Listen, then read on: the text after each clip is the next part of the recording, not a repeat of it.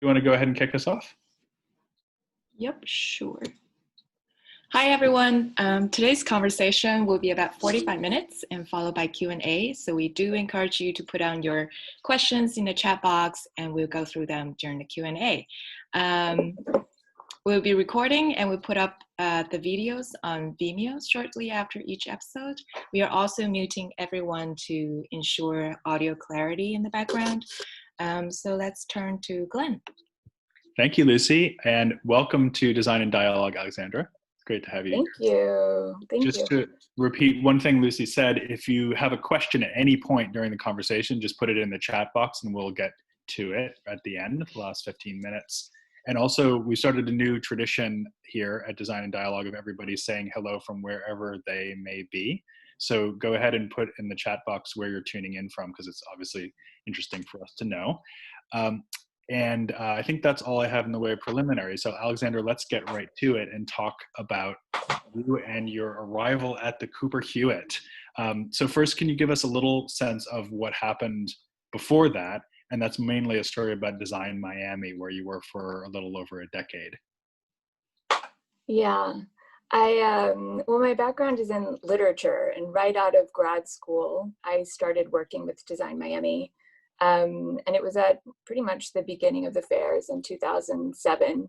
And although I didn't have a background in design, I had always been obsessed with design and architecture and interiors, and felt that pressure of deciding what I wanted to do with my life before I got too old. And so Umbra Mehta was the director at the time, and I basically chased her until she took a chance and hired me, and the rest is history. Yeah. Well, it was quite a history there. So I was with I was just going to say that 10 years was a period of incredible transformation in all sorts of ways in Miami, in the art fair scene globally, and the design market. So can you try to kind of very briefly characterize that arc, that trajectory that you saw over that 11-year period? Sure. I mean, I would say to put it briefly, technology definitely changed the design world and the design market. When we were, when I was first at Design Miami, the primary means of communications with the galleries, especially many of the European galleries, was fax. And by the end of it, we were communicating through direct message on Instagram. So, if that gives any indication of how dramatically things changed, from very personal, backroom sales to rampant online sales, doing one fair a year or two to, in some cases, doing 6 or 7, the opportunities for sales for many galleries and design dealers shifted and expanded pretty rapidly during that time. Mm. And did you feel like you were curating at Design Miami? Is that a word you would have used for what you were doing, or was there a curatorial aspect to it? Yeah.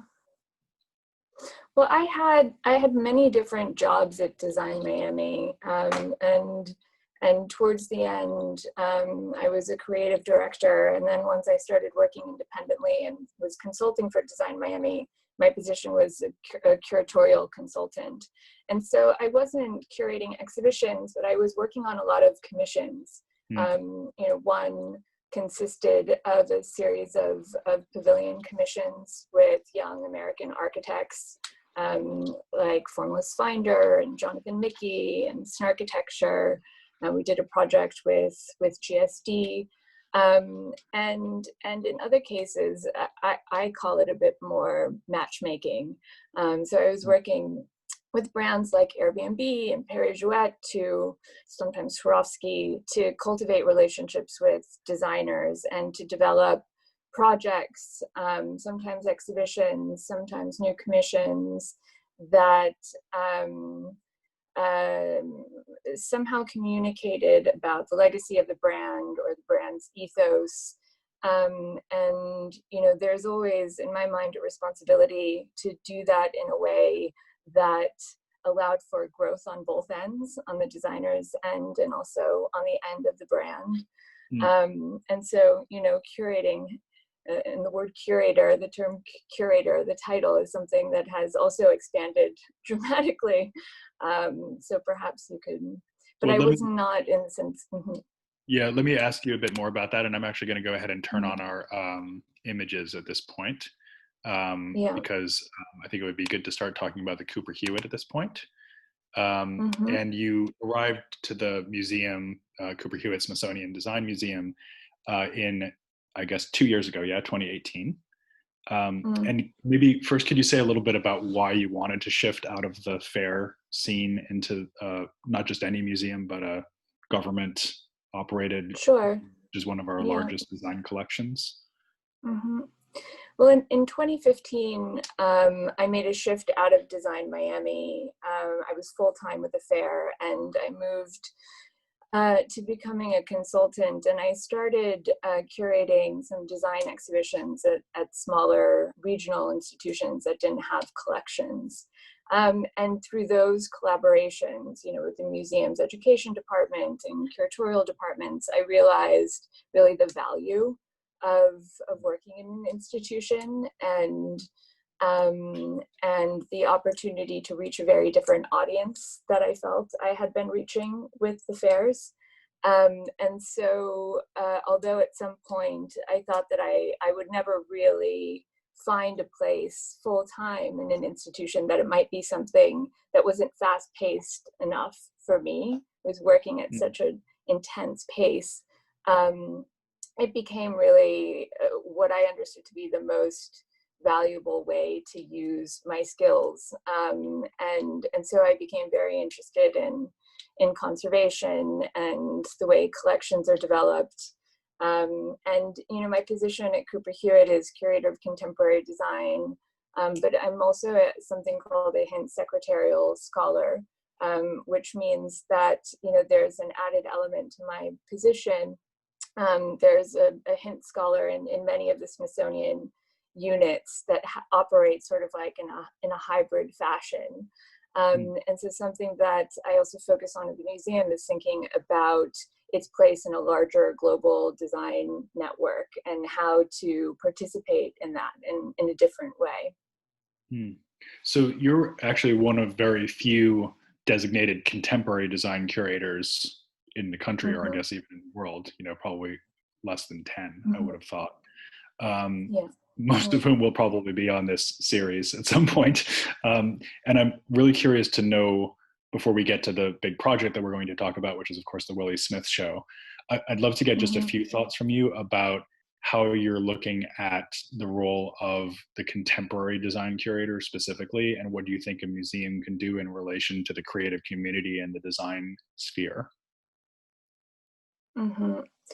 Well, I think that contemporary design curators are very much tasked not just with, preserving future relics, let's say, but I think that at the moment it feels especially poignant to be in a position to provide opportunities to uplift or connect the design world and to support designers. And so, I think platform is another word that, it has lost its potency perhaps, but I think that design curators today, contemporary design curators, very much feel responsible for creating platforms and opportunities for designers through a variety of means, not just through exhibitions, but through text, through programming, through studio visits and advice. And so it's a very dynamic position to be in. And I think there's a huge responsibility attached to it. I'm also thinking about trying to cultivate the future designers, and provide opportunities for design education.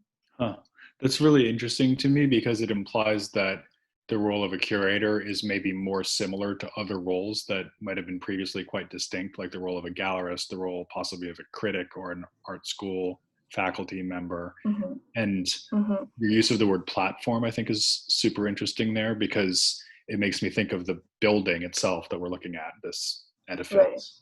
Right. Well, the other 9 contemporary design curators in the world might not agree with me. I definitely have an untraditional background. I haven't spent the majority of my working years and my career in the design world in an archive and doing research. I've had a very different type of practical experience. So this might be, something that I'm particularly bringing to this job. I do want to agree with you, though, that seems like a really fresh perspective on it. And in particular, the idea, and maybe this is particularly poignant with the Cooper Hewitt because it's such a historic place, this Beaux-Arts mansion.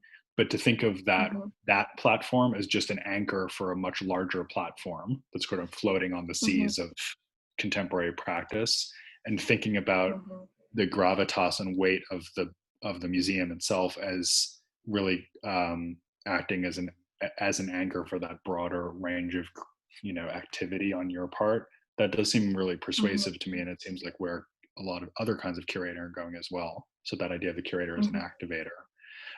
Let's move on to Willi Smith, and maybe you could first just tell us how this amazing project came to be. He's somebody I've been aware of to some extent for a while, but I think a lot of people maybe have not been. And partly, I guess, it's a story of rediscovery, and at the same time, I might say, an occasion for us to wonder why he hasn't been a more celebrated figure up till now, how this can possibly be the first exhibition about him. And maybe we'll get to all of that. But first, can you just give us a little sense of how you got into it? Sure. I mean, it's through architecture, through sight, really. Years ago, when I was developing an exhibition for the Museum of Contemporary Art Santa Barbara, I was put together with the Bermant Foundation. And David Bermant, who some of you may know, was a real estate developer who commissioned Sight's Ghost Parking Lot and brought art to various commercial spaces. That was one of his development innovations. And so the Bermant Foundation, commissions contemporary design and contemporary art. And so, Sight had sort of stuck with me. When I first started working with Cooper Hewitt, the designer and curator Prem Krishnamurthy suggested that I go to see James Wines, that he was thinking of moving his studio, and that I should do a dig in the archive. And I was obviously thrilled. And as I was going through the archive and looking at some of Sight's interior projects that I had been less familiar with, I came across the 1982 Willi Ware showroom, which was one of several projects that Sight designed for Willi Ware. Alison Skye, who was one of the original Sight partners, was the principal designer, and James. And, for everyone who knows James, he is an incredible speaker and sharp as a tack, and will immediately romanticize any situation in his unique fashion. And so he sat me down and he was like, just to interject, let me tell you about Willi Smith. Well, yeah, I just want to say, first of all, we'll be looking at images of that Sight design showroom in a second, but I also wanted to mention that we have James Wines on the Design and Dialogue series this Friday, just in 2 days. So definitely come back for that, because it's going to be epic. But tell us about Willi. So Willi Smith is an American designer, was an American designer who came to New York from Philadelphia in the late 60s and worked in the 70s and early 80s until he passed in 1987 from AIDS-related complications. He is known for creating adaptable, affordable sportswear, which was eventually branded street couture. And so some people consider him to be the father of streetwear to some degree. But he and his partner, Laurie Mallet, and their brand Willi Ware also pioneered commissions with major artists and architects, graphic designers, and performers.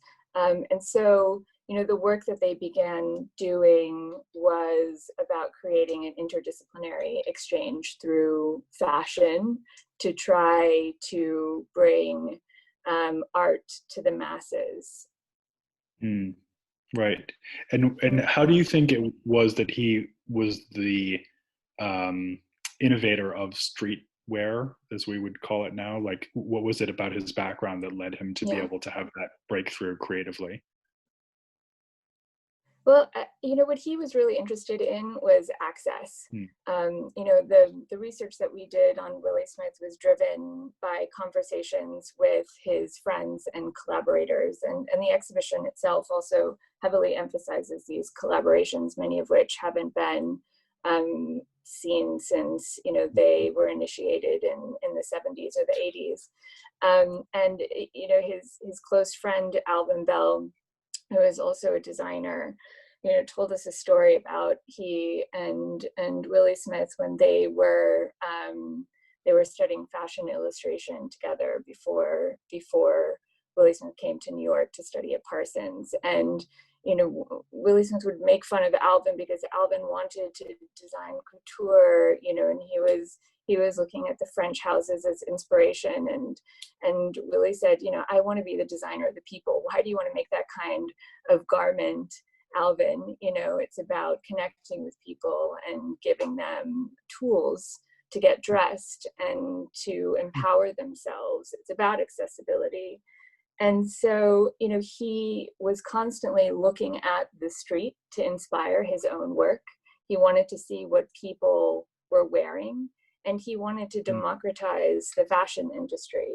So when he said street couture, street is something that has, mistakenly, I think, become adopted in urban context, and Willi Smith was very much a sportswear designer who was interested in creating clothing that reflected the needs of people and the changing needs of people at the time in the 1970s and 80s in particular.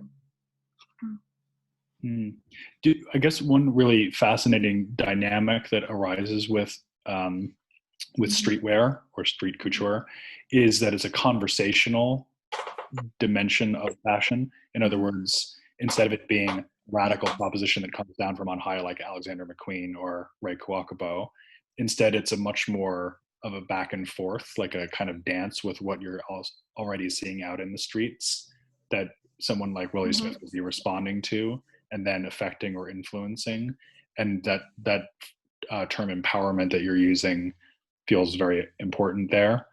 I wonder whether you could talk a little bit about the fact that he was African American as a factor there, because of course he's coming out of a community and in conversation with a community that has its own particular trajectory and narrative with respect to fashion. So can you comment on that a little bit?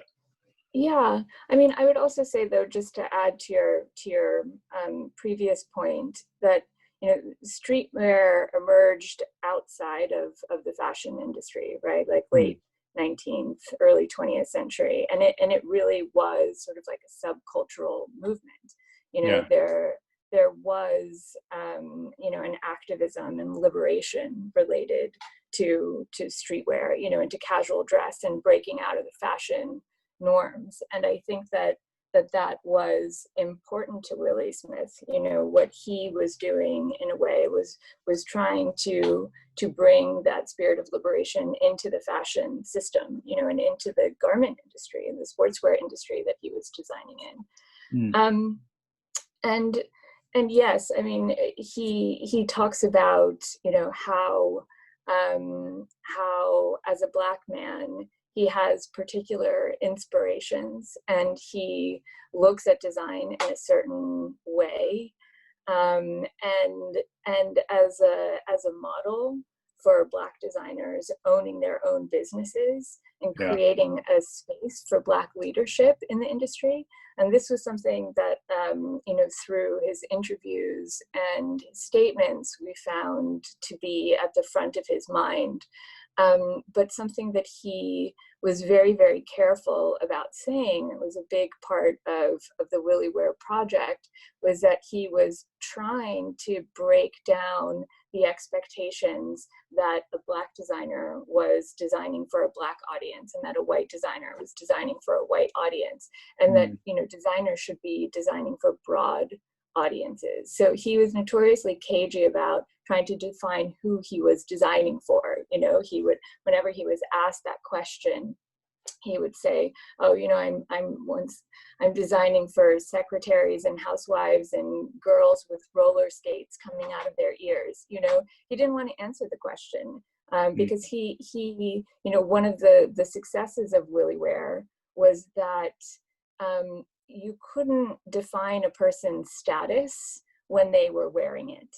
Yeah. You know, there were socialites, you know, very, very wealthy men and women wearing Willi Wear. You know, there were teenagers and club kids wearing Willi Wear. You know, Willi Smith was popular throughout the country. So in the suburbs, there were women wearing Willi Wear. You know, some great pieces that we've seen during our research have, you know, come from places that we didn't expect, you know, not major coastal cities. And so I think that was something that was extremely, extremely important to him. It's interesting that because at the same time that streetwear has a subcultural origin, he was able to transform it into something that was in many ways not subcultural because of exactly what you're describing, the fact that it could exist in lots of different registers of culture at once.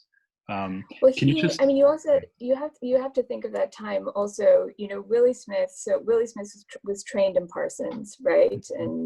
And although he was expelled from Parsons, he had a formal fashion training to some degree and immediately started working for sportswear companies as a lead designer before he established Willi Wear and broke off.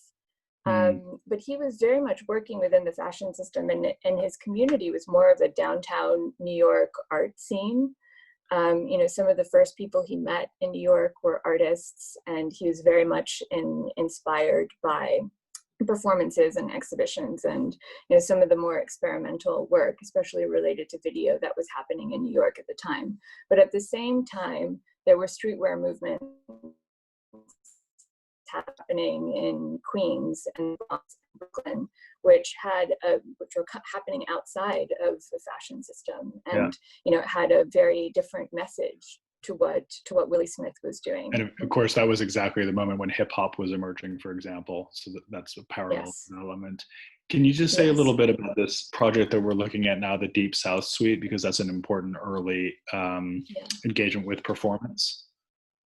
Yes, definitely. So Willi Smith was obsessed with dance. He loved dance, and he wanted to see his clothes move on the street and also on the stage, and was very interested in engaging in a variety of ways of dance. He was on the board of BAM.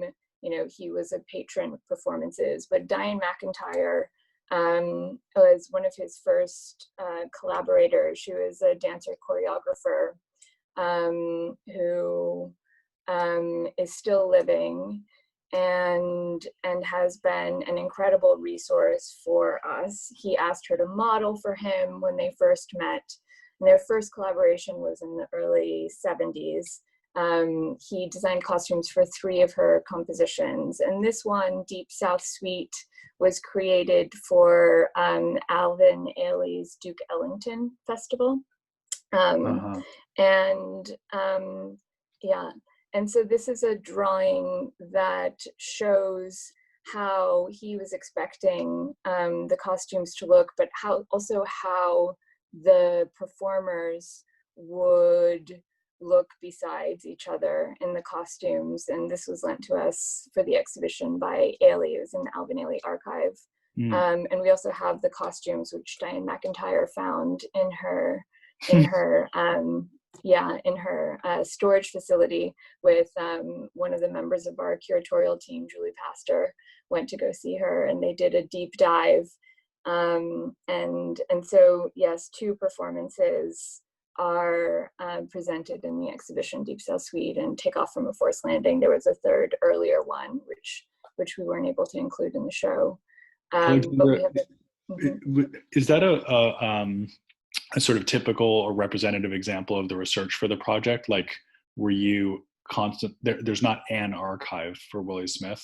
You were going out into these different kinds of resources to pull it together. Yeah. Yeah. So Willi Smith's family has a sister, Tukey Smith, and a brother, Norman, have been involved in different aspects and different stages of our research.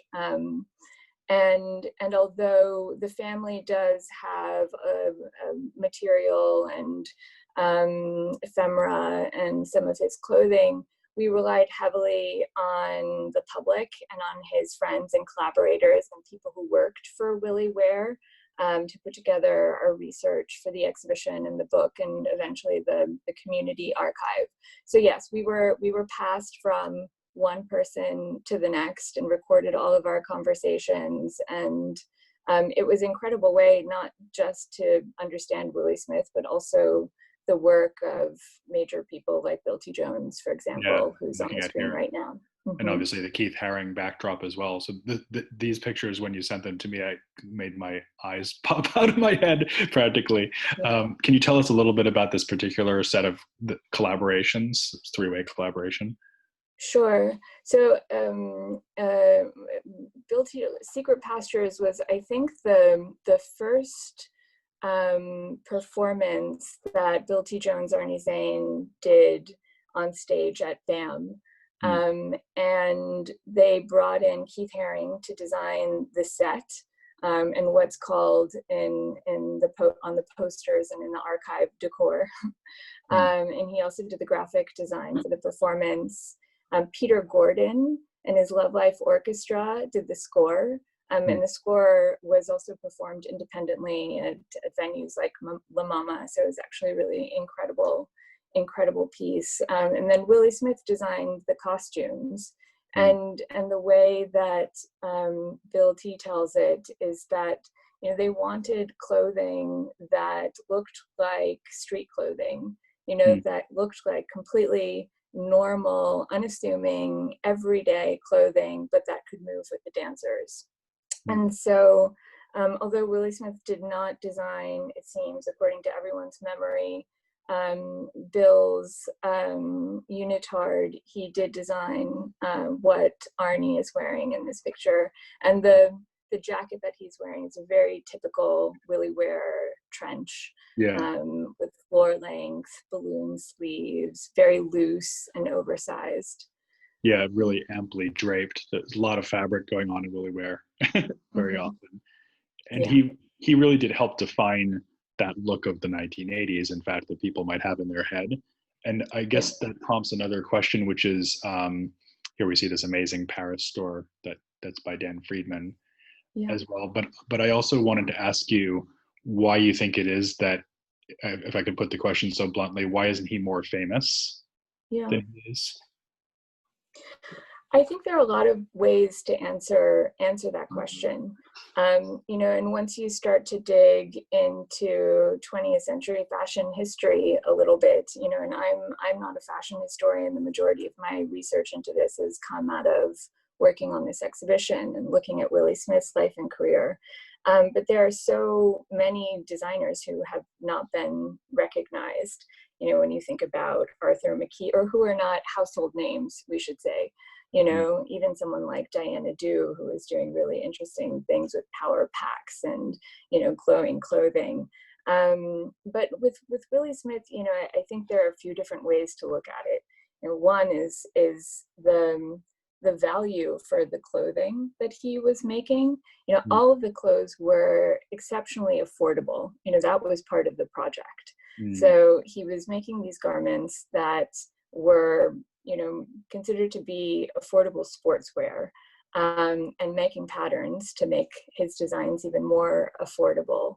And so something that we heard over and over again from people was that they wore out Willi Ware, right? So, you know, once the brand ended, and, you know, which happened a couple of years after Willi Smith died, you know, a lot of the artifacts were completely either discarded or worn out. And so, you know, it's not like an Alaya dress, you know, which is preserved and passed on from generation to generation. He also didn't really participate in advertising through mainstream channels. You know, he was more interested in advertising in paper, magazine.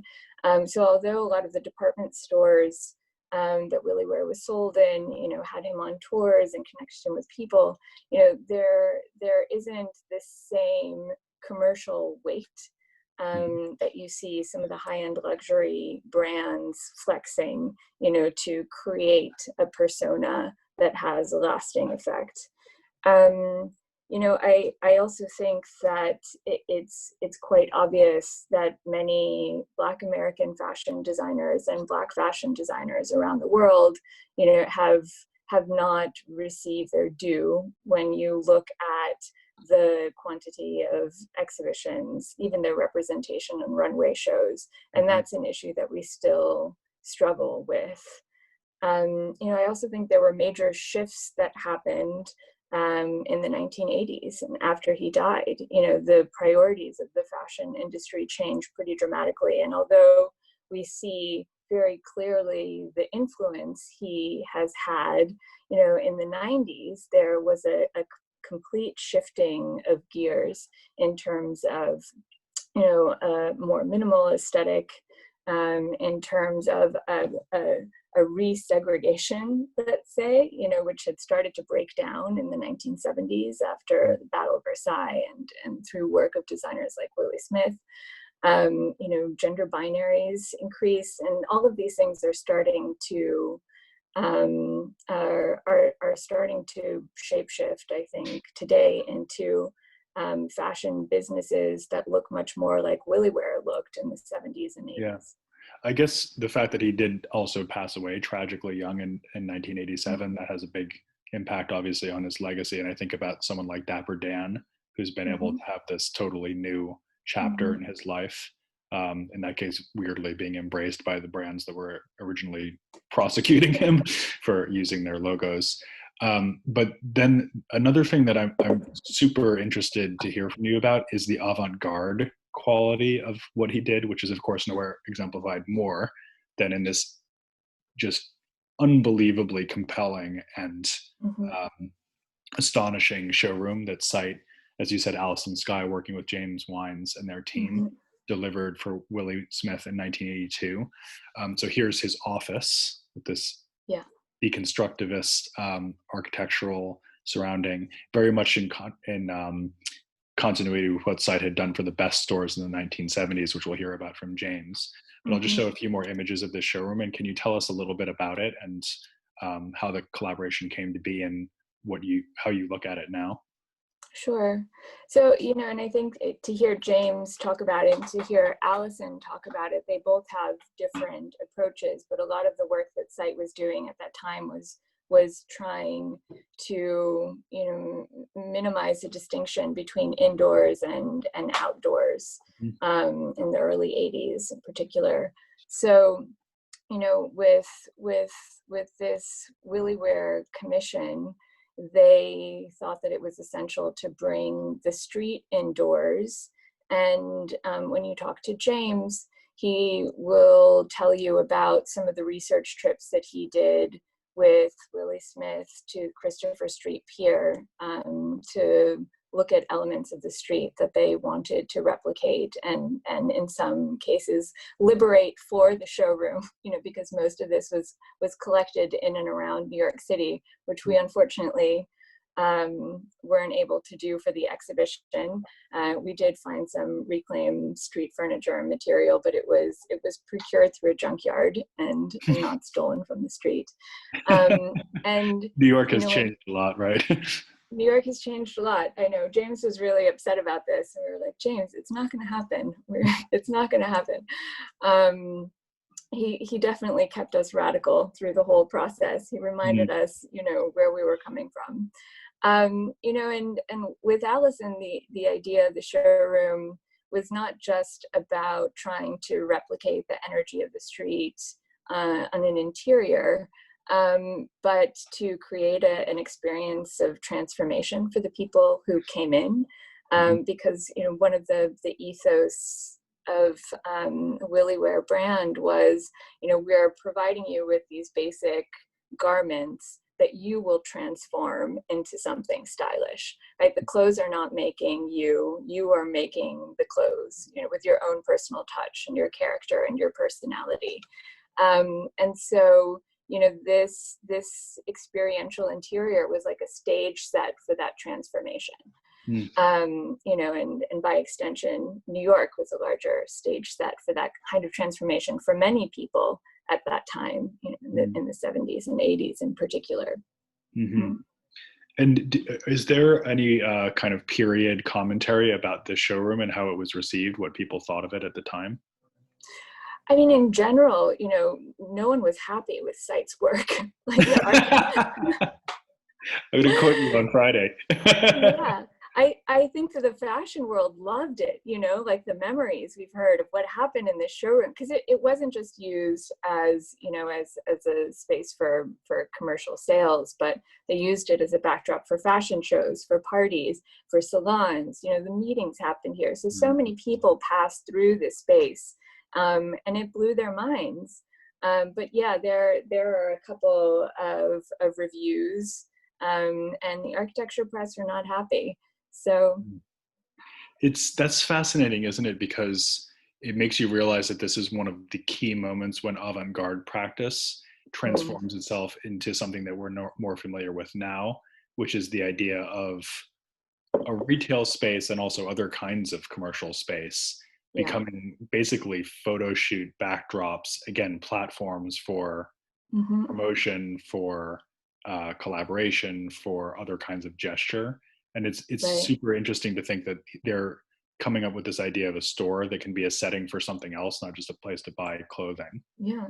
And the mass dissemination of ideas, if you look at the artists that Willi Wear was commissioning, Juan Downey, Nam June Paik, Les Levine, they were all thinking about technology as a means to deliver art to the masses, right? And to deliver message to the masses, and also to connect diverse cultures and classes also through technology. So that was I think one of the most kind of like eye-opening moments for us in our research, when we started to uncover in the Nam June Paik archive and in Les Levine's studio, the films and the commissions that Willi Wear was doing at the time, and how closely they aligned, with this like message of inclusivity. In a way, it's like Nam June Paik and Juan Downey are looking at a camcorder and a CRT as an individual unit that can empower a person. Willi Wear is talking about a garment as something that is a canvas for self-expression and a tool for ultimately becoming who you are and expressing who you want to be on your own terms. And that's something that has certainly come to fruition in a way that I don't think any of them could have expected at the time. Can you, just one last question for me about Willi Wear before we move on to views of the exhibition itself. This is a slightly self-interested question because I curated an exhibition about postmodernism at the V&A a few years back. But I wonder what you think about the proposition that Willi Smith was a postmodernist, and whether that's a term that seems to fit, and also how you might see him as connected to other phenomena of that time, anything from the kind of pop style end of that, like Benetton, to the more avant-garde design phenomena like Memphis and so on that we're familiar with. Yeah, I mean, there are aspects of modernism for sure in what he was trying to do. He wanted these clothes to last and to be timeless in a way, and he was trying to bring fashion to a really wide audience. He wanted fashion to be for all. Like, he was something that I probably should have described clearer in the beginning, is that there's a fashion calendar, with seasons, of course, where people have become continually more encouraged to replenish their wardrobes with each season, and continue to buy based on trends. And Willi Smith was very interested throughout his entire career in breaking out of that system completely and trying to provide a product that would serve his consumers like long term.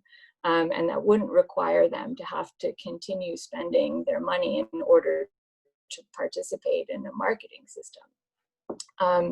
But when you look at some of the graphic design in particular that he commissioned from Bill Bonnell, in particular, who did the graphics for some of the major presentations in the 1980s, the Street Couture show, the Suburban show, City Island, for which Nam June Paik did the entire surroundings. I mean, he was a designer who was recommended by Dan Friedman and was absolutely part of that new wave of graphic design that was completely shifting, the grid in a way that was blowing people's minds, and yes, there is an absolute playfulness to what Willi Smith was doing that pulled out of all of the traditional structures that fashion in particular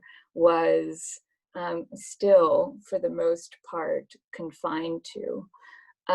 So I don't know. I think it's very difficult to classify him, and in a way, he spoke so much through the people that he worked with and the people that he collaborated with, because unlike many of the cross-disciplinary collaborations that we see today, in which artists and performers are often commissioned through the lens of a particular designer's thinking, Willi Smith invited these people, and Laurie invited these people to create what they felt needed to be created at that time. And to complement, but not necessarily represent what Willi Smith as a designer and, as a character, as a personality, was trying to push forward. And I think that that's an important distinction to make. Well, let's look at a few images of the show itself. And I have to say, of all the exhibitions, I'm just going to say this, Alexandra, of all the exhibitions that are currently closed because of COVID, this is the one that makes me the most sad. And I can't even imagine how you must feel about it, because it was open for how long before it had to be shut down?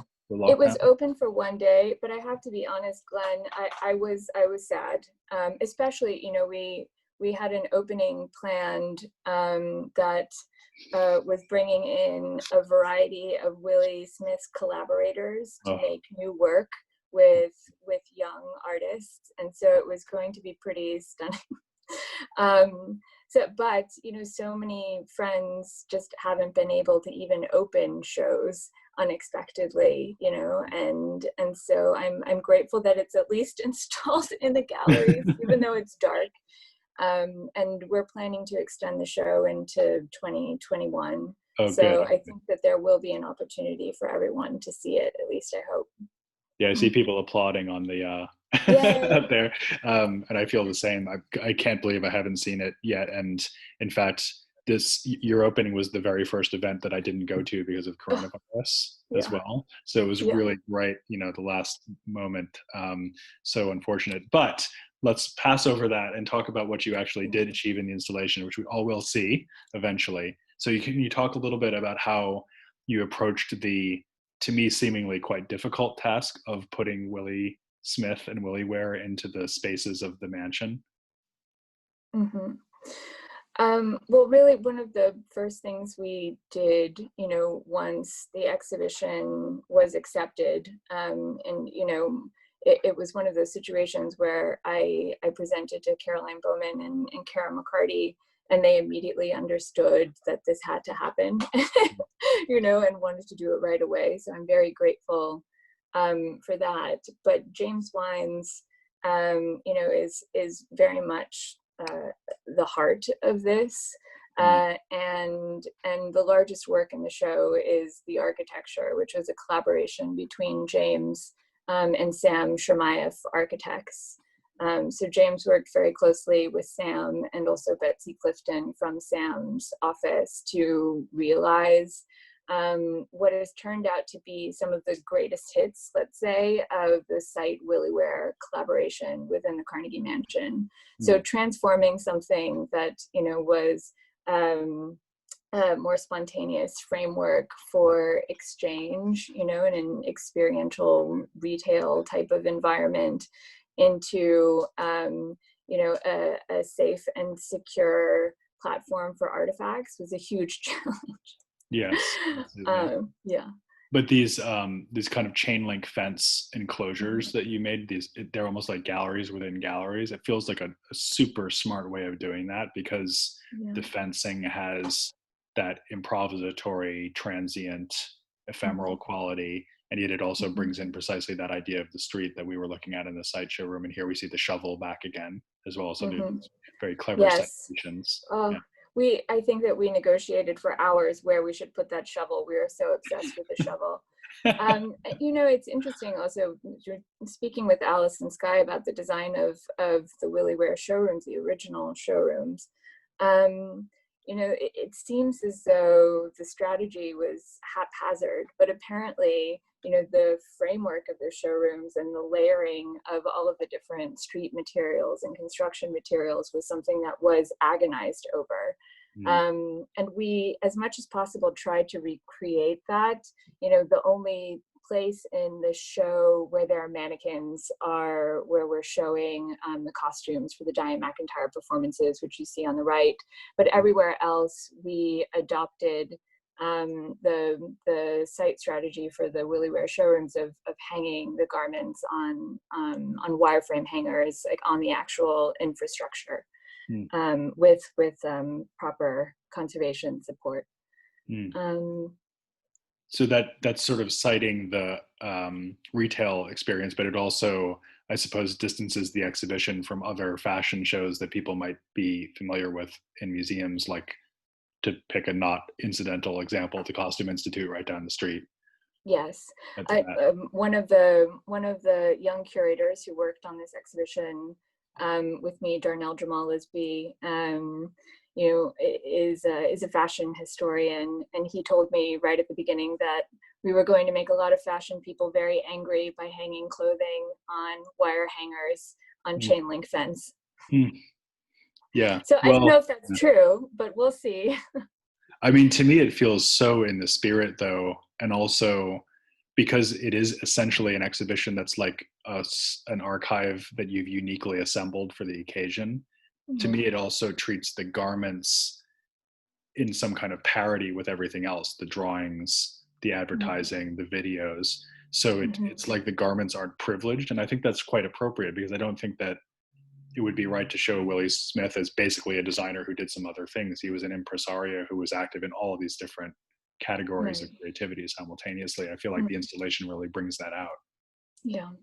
Well, and in the end, I mean, as you can see from some of these images, only about 20% of the works in the exhibition are garments.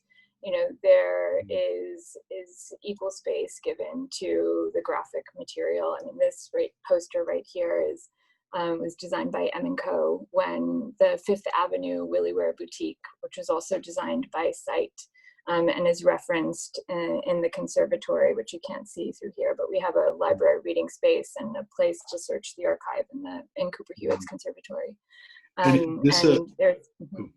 I was just going to ask, is this a recreation of Willi's desk that we're looking at here? It is, yeah. It's amazing. It's a bit smaller, but we have one of his sketchbooks here, which you can flip through, which includes his drawings and a lot of reference imagery of interiors, furniture. He was a lover of design and a collector of design.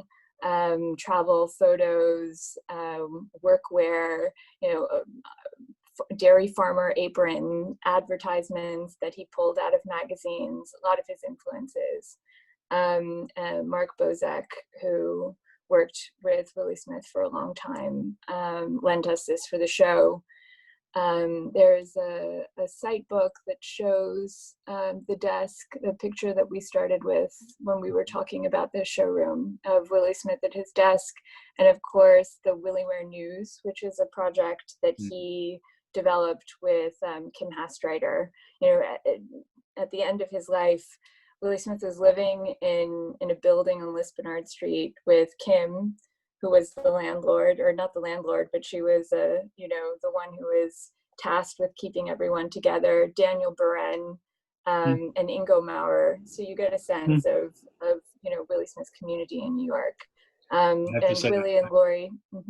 I was just going to say, I love that you have his glasses there on the desk as well. It's Yes. like his presence is still felt. It's a very beautiful little touch. Yeah. And his jacket lying, you know, hanging there on the chair.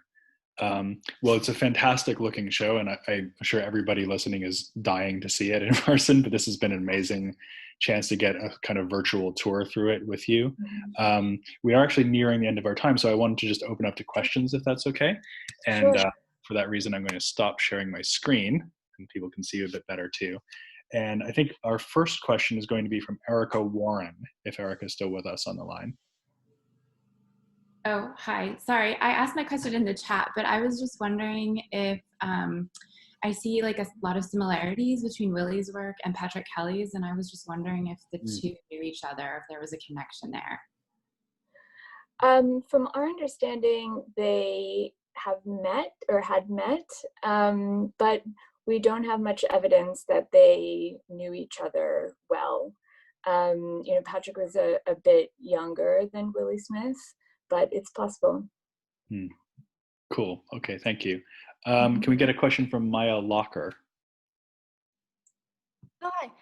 Hey, yeah, I was going to say that I immediately felt like Williwear, it fits Cooper Hewitt so well, but then I couldn't decide why I felt that way and why it shouldn't be at a fashion museum like FIT. And I was wondering how you guys decide how, if an exhibition content is so interdisciplinary, how you feel if it should fit at Cooper Hewitt. I'm just going to out Maya there as a student from the History of Design course for Parsons teaches at the Cooper Hewitt too. Hi, Maya. I can see.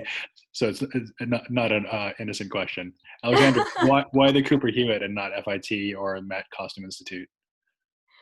Well, I mean, it's an exhibition that is just as much about film and graphic design and set design performance as it is about fashion, I think.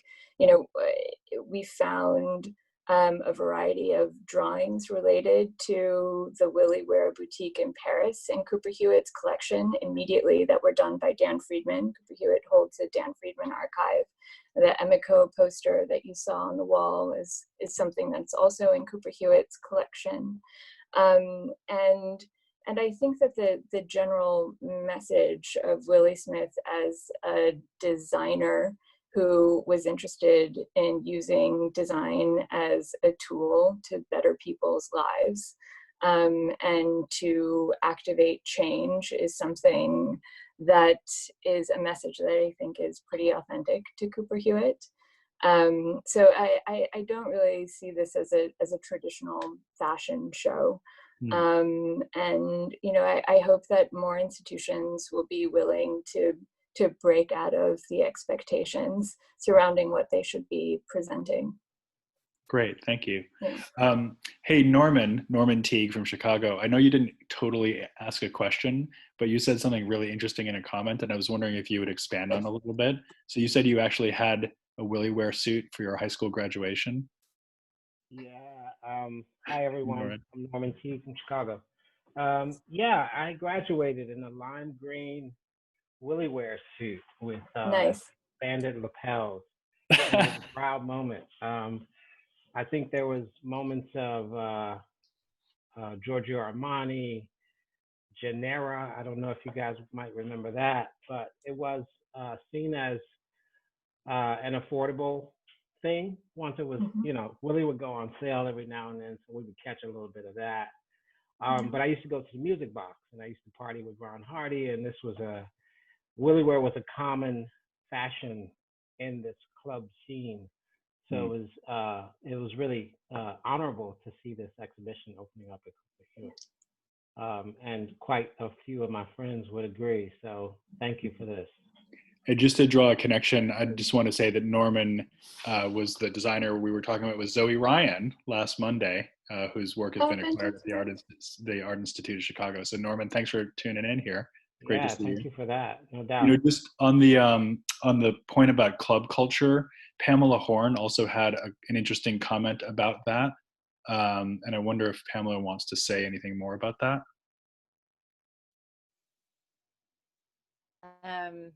Hey, Pamela. Hi.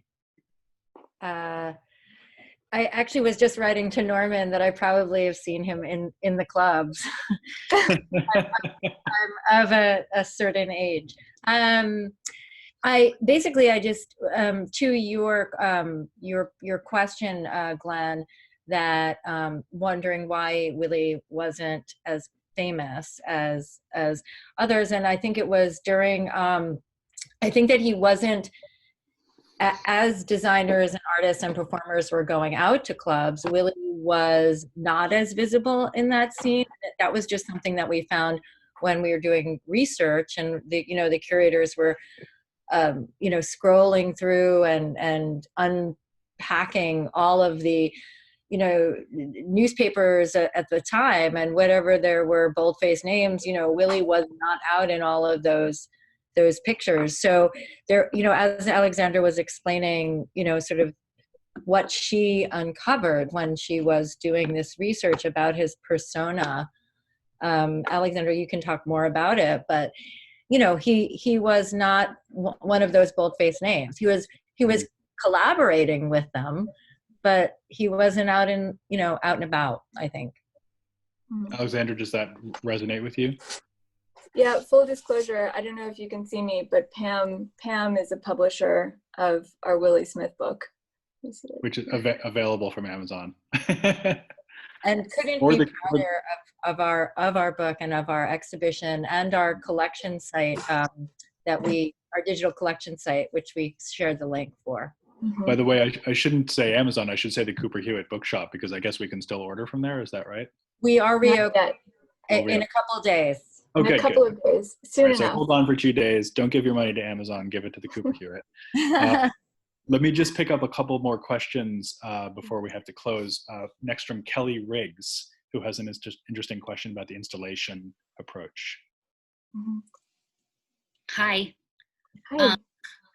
I was just wondering if it was a challenge for you to compete with the interior of the mansion, because it's such a specific context that you're trying to recreate, and I've always wondered about that, but with this in particular, how do you sort of reconcile the space of the museum itself?